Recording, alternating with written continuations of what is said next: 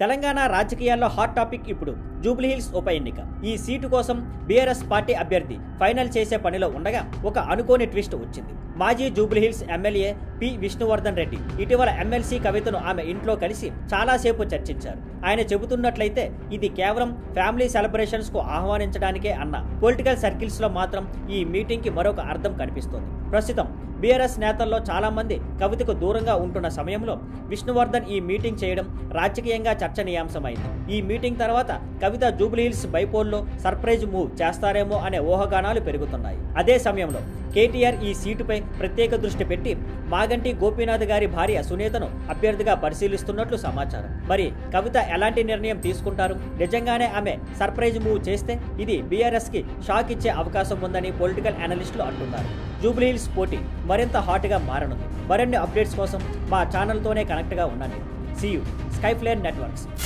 ఒకప్పుడు ఎండలు కరువు ప్రాంతం అని పేరున్న రాయలసీమ ఇప్పుడు క్రమంగా సస్యశ్యామలంగా మారుతుందని ఆంధ్రప్రదేశ్ ముఖ్యమంత్రి చంద్రబాబు నాయుడు చెప్పారు. ఒక రివ్యూ మీటింగ్ లో మాట్లాడిన ఆయన ఆధునిక సేద్యం పద్ధతులు, ప్రధాన నీటి ప్రాజెక్టులు రాయలసీమ రూపురేఖలు మార్చేశాయని తెలిపారు. Drip irrigation, advanced water management systems వల్ల పంటల దిగుబడులు పెరిగాయని, రైతుల పరిస్థితులు మెరుగయ్యాయని చెప్పారు. పట్టిసీమ ప్రాజెక్టుతో కృష్ణానది డెల్టాలో నీటిని సేవ్ చేసి దాన్ని శ్రీశైలం ద్వారా రాయలసీమకు మళ్లించామని వివరించారు. నీవా కాలువ ద్వారా కృష్ణా నీటిని కుప్పం వరకు తీసుకెళ్లగలిగామని తెలిపారు.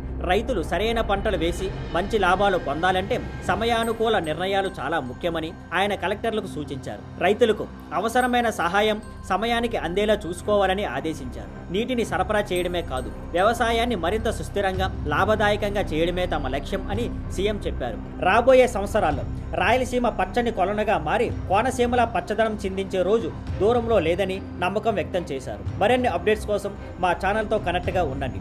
See you. Skyflare networks. Andhra Pradesh యువతకు మరో గుడ్ న్యూస్. శ్రీ సత్యసాయి జిల్లాలో భారీ స్థాయి మెగా ఇండస్ట్రియల్ పార్క్ రాబోతుంది. అధికారులు చెబుతున్న ప్రకారం మొత్తం 23,000 ఎకరాల భూభాగంలో ఈ పార్క్ అభివృద్ధి చేయబడుతుంది. ఇందులో కోడికొండ చెక్ పోస్ట్ వద్ద ఉన్న లేపాక్షి నాలెడ్జ్ హబ్ భూములు కూడా కలుపుతున్నారు. ఈ పార్క్లో space, aerospace, electronics, drones, IT తదితర 16 విభాగాల ఫ్యాక్టరీలు ఏర్పాటు కానున్నాయి. విశాఖ సిటీకి మాస్టర్ ప్లాన్ రూపొందించిన లీ అండ్ అసోసియేషన్స్ కంపెనీకి ఈ పార్క్ మాస్టర్ ప్లాన్ తయారీ బాధ్యత ఇచ్చారు. ఈ ఏడాది డిసెంబర్లో ఏపీఐఐసికి ప్లాన్ సమర్పించబడనుంది. ఈ పార్క్ బెంగళూరు దేవనహల్లి ఎయిర్పోర్టుకు కేవలం 7.5 కిలోమీటర్ల దూరంలో ఉంటుంది. ప్రస్తుతం బెంగళూరు, చెన్నై దగ్గర పెద్ద స్థలాలు దొరకడం కష్టమవుతుండటంతో సత్యసాయి జిల్లాలోనే ఏర్పాటు చేయాలని నిర్ణయం తీసుకున్నారు. మొత్తం 14,000 ఎకరాల భూమి సేకరణ కోసం ఏపీఐఐసి ఇప్పటికే టేకులోడులో 2,000 ఎకరాల భూమి కొనే పనులు మొదలుపెట్టింది. రైతులకు ఎకరాకు 7 లక్షల రూపాయల నుండి 14 లక్షల రూపాయల వరకు పరిహారం ఇవ్వాలని అధికారులు భావిస్తున్నారు. దానికి దాదాపు 800 కోట్లు అవసరం అవుతుంది. ఏపీఐఐసిసి ఇప్పటికే 2,000 కోట్ల రుణానికి అనుమతి పొందింది. లేపాక్షి నాలెడ్జ్ హబ్ కోసం 2009లో కేటాయించిన భూములలో ప్రైవేట్ ల్యాండ్స్ కూడా ఉన్నాయి. ఆ భూముల సేకరణపై అధికారులు ఫోకస్ పెట్టారు. వివాదాల కారణంగా ఆ భూములు ఈడీ చేత సీజ్ అయ్యాయి. తరువాత ఎన్సీఎల్టీ ద్వారా స్వాధీనం చేసుకున్నారు. ఈ మెగా పార్క్ పూర్తయితే వేల సంఖ్యలో ఉద్యోగాలు డైరెక్ట్ మరియు ఇండైరెక్ట్ గా క్రియేట్ అవుతాయని అధికారులు చెబుతున్నారు. ఇది ఆ ప్రాంత యువతకు పెద్ద అవకాశమనే చెప్పాలి. మరిన్ని అప్డేట్స్ కోసం మా ఛానల్తో కనెక్ట్గా ఉండండి.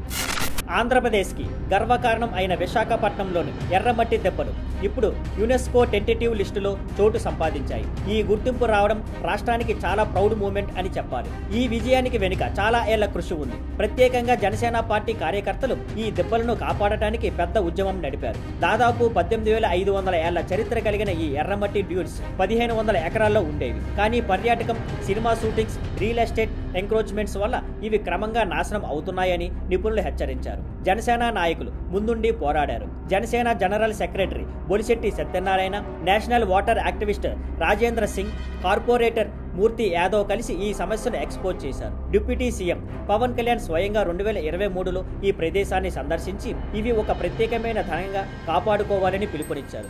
అప్పుడు ఆయన హెచ్చరించారు, ఈ డ్యూన్స్ 1,200 ఎకరాల్లో ఉండగా ఇప్పుడు 292 ఎకరాలకు తగ్గిపోయాయని, ఫెన్సింగ్ వేసి బఫర్ జోన్ క్రియేట్ చేయాలని, లేని పక్షంలో నేషనల్ గ్రీన్ ట్రిబ్యునల్కి వెళ్తామని చెప్పారు. ప్రకృతి విధ్వంసం ఆగాలని, భూమి దోపిడీ ఆపాలని ఆయన బలమైన స్వరం ఎత్తారు. ఇప్పుడు జేఎస్పీ ప్రభుత్వం సపోర్టుతో ఈ సమస్య జాతీయ, అంతర్జాతీయ స్థాయికి వెళ్ళింది. ఆగస్టు 27, 2025న యునెస్కో టెంటిటివ్ లిస్టులో అధికారికంగా చేర్చడంతో ఇకపై ఈ ఎర్రమట్టి దెబ్బలకు మరింత రక్షణ లభించనుంది. మరి ఇది నిజంగా విశాఖ మొత్తం రాష్ట్రానికి గొప్ప గౌరవం. మరిన్ని అప్డేట్స్ కోసం మా ఛానల్తో కనెక్ట్గా ఉండండి.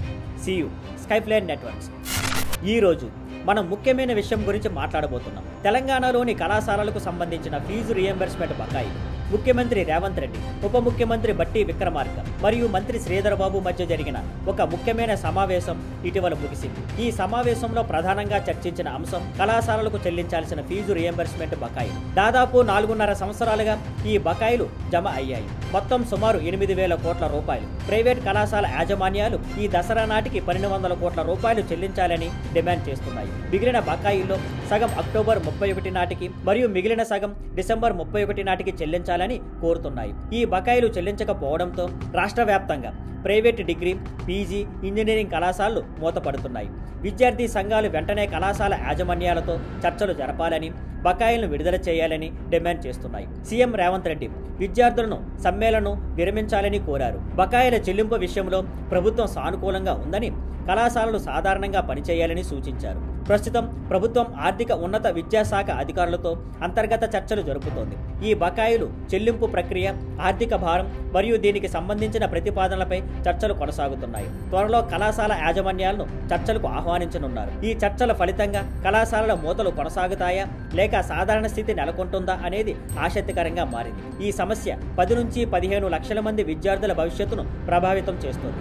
కాబట్టి ప్రభుత్వం, కళాశాల యాజమాన్యాలు జాగ్రత్తగా చర్చలు కొనసాగిస్తున్నాయి. ఇంతకీ మాజీ సీఎం కేసీఆర్ సమర్పించిన కళాశాల విద్యా వ్యవస్థ నాణ్యత ప్రమాణాల గురించిన విజిలెన్స్ కమిషన్ రిపోర్టు కూడా పరిశీలనలో ఉంది. ఈ చర్చల ఫలితాలు ఏ విధంగా ఉంటాయో, రాబోయే రోజుల్లో ఏం జరుగుతుందో చూడాలి. మరిన్ని అప్డేట్స్ కోసం మా ఛానల్తో కనెక్ట్గా ఉండండి. See you. Skyline networks.